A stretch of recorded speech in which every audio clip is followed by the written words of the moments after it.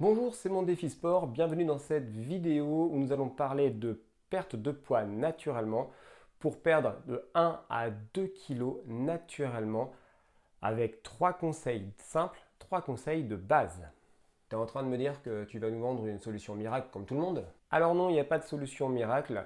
Vous allez voir ces 3 conseils de base que je suis certain que vous connaissez déjà, mais que vous n'appliquez pas forcément dans votre quotidien. Si c'est 3 conseils que je connais déjà, à quoi ça sert que je regarde ta vidéo?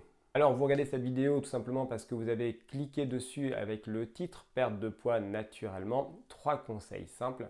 Et si vous regardez cette vidéo, c'est que vous avez certainement oublié ces 3 conseils très simples pour perdre du poids.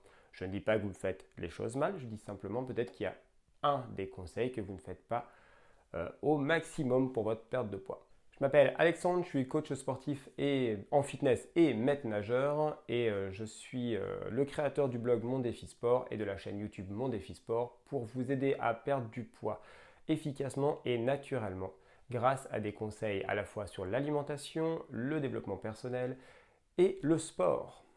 Ok, vas-y, enchaîne, c'est parti. Le conseil numéro 1. Le premier conseil que j'ai à vous donner pour perdre du poids efficacement et naturellement est de faire attention à votre alimentation. Vous entendez tous les jours à la télévision, il faut manger moins gras, moins sucré, moins salé pour être en bonne santé. C'est un conseil très simple mais qu'on n'applique pas forcément tous les jours. Tu es en train de me dire que si je bois mon coca avec une pizza, c'est pas bon. Effectivement, si vous prenez une boisson sucrée telle qu'un soda et un plat industriel dans une chaîne, vous allez manger à la fois trop sucré, trop gras et trop salé. Mon conseil est du lundi au vendredi, le week-end je vous laisse tranquille, faites ce que vous voulez, mais du lundi au vendredi, évitez tous les sodas et les jus de fruits industriels. Évitez également tous les plats préparés et les plats que vous achetez dans des chaînes, dans des franchises avec hamburger, hot dog, pizza, etc.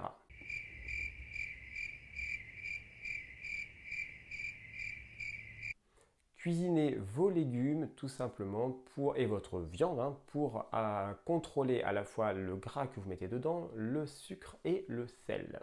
Évitez tous les jus de fruits, même le jus d'orange qui semble tellement bon pour la santé. Et préférez justement une petite tisane ou une infusion, même une infusion froide, pour vous hydrater ou de l'eau tout simplement. Et lorsque vous prenez une infusion, bien entendu, évitez de mettre un sucre blanc à l'intérieur.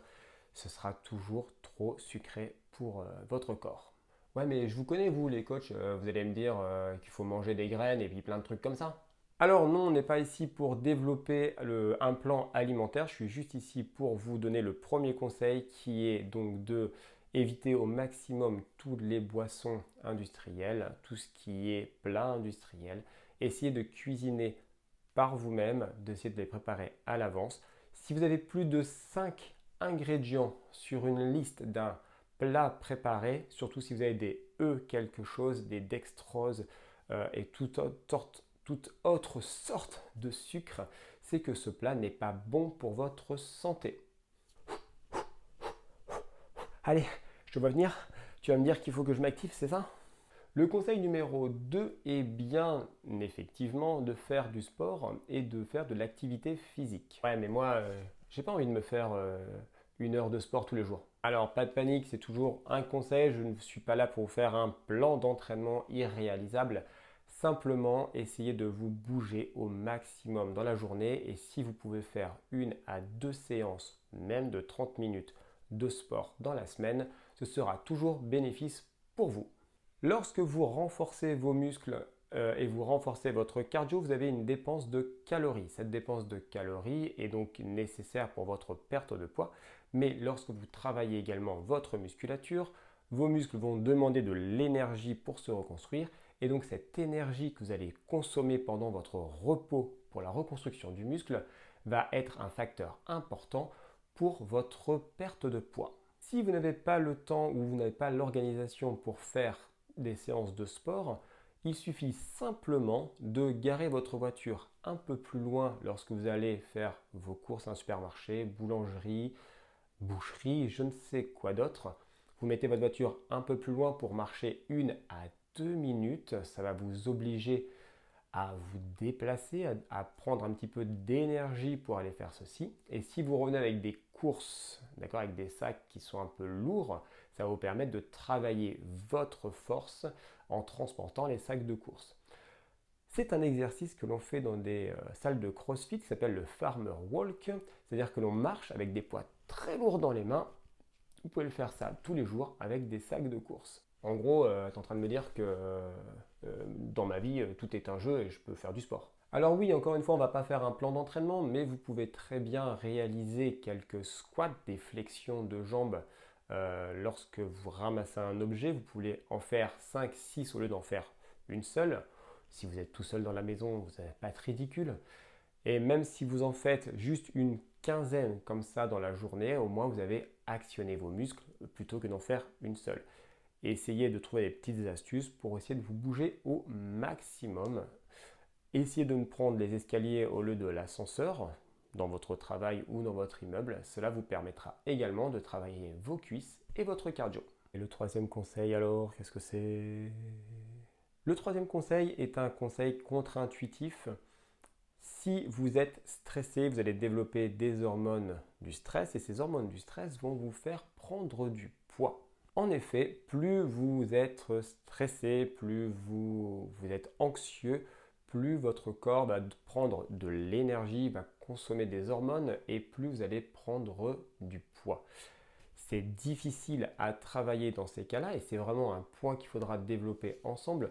Mais si vous travaillez sur votre anxiété, si vous travaillez sur de la méditation, si vous arrivez à libérer votre esprit, là vous allez pouvoir perdre du poids plus facilement et naturellement. Connaissez-vous l'adage « un esprit sain dans un corps sain » ?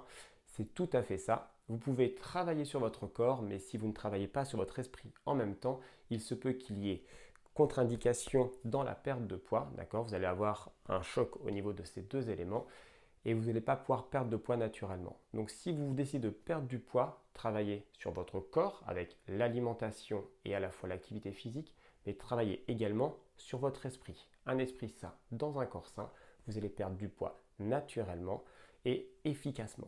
Voilà, c'était juste un point pour vous expliquer les 3 règles de base sur la perte de poids. Si ce n'est pas déjà fait, abonnez-vous à la chaîne Mon Défi Sport ou allez voir sur le blog toutes mes astuces pour le besoin de reconnaissance, les WOD, les exercices, la perte de poids. Et puis je vous dis à bientôt pour développer ces points ensemble.